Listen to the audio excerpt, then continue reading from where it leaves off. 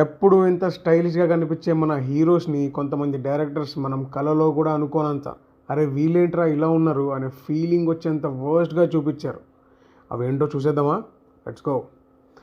Hey guys, welcome back to my channel. అందరికీ నా నమస్కారం. మహేష్ బాబు ఈయనని బ్యాడ్గా చూపించడం చాలా కష్టం అండి. మన టాలీవుడ్లో ఉన్న హాలీవుడ్ కట్అవుట్. నిజంగానే హాలీవుడ్ హీరోలా చూపించాలనుకున్నారేమో. అతిథి మూవీలో బ్లాండ్ హెయిర్తో చూపించారు. తన కెరియర్లోనే ఇది వర్స్ట్ లుక్ అంటే ఇదే.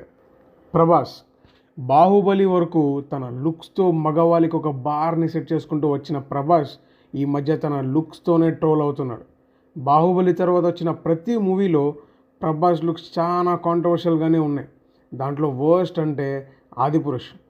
ఫ్లాష్ బ్యాక్లో వచ్చే ప్రభాస్ ఈ లుక్ చూసి ఫ్యాన్స్ లోపల నుంచి చచ్చిపోయారండి. మా బాహుబలిని జీసస్ క్రైస్ట్ చేసావు కదరా అని ఓం రౌత్ని తిట్టుకున్నారు. ప్రభాస్ ఫ్యాన్స్ మాత్రం తనని లైఫ్లో ఫర్గివ్ చేయరని నా ఫీలింగ్. ఎన్టీఆర్ తను లావుగా ఉన్నప్పుడు చాలా మూవీస్లో విచిత్రంగా కనిపించాడు. అది తన బ్యాడ్ ఫేస్ కాబట్టి దాని గురించి నేను మాట్లాడడం లేదు.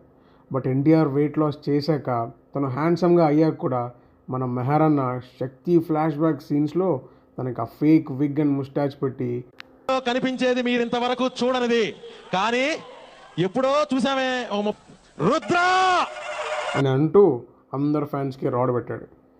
అల్లు అర్జున్ తన ట్రాన్స్ఫర్మేషన్తో ఇండస్ట్రీలో అందరికీ షాక్ ఇచ్చాడు. బిఫోర్ అండ్ ఆఫ్టర్ అని కంపేర్ చేసి చూస్తే మొత్తం Indian యాక్టర్స్లో Allu అర్జున్దే top transformation.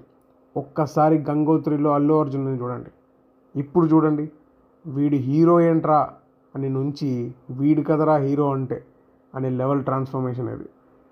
Balakrishna ఒక పాయింట్ తర్వాత బాలకృష్ణ గారి మూవీస్లో లుక్స్ బాగలేవండి.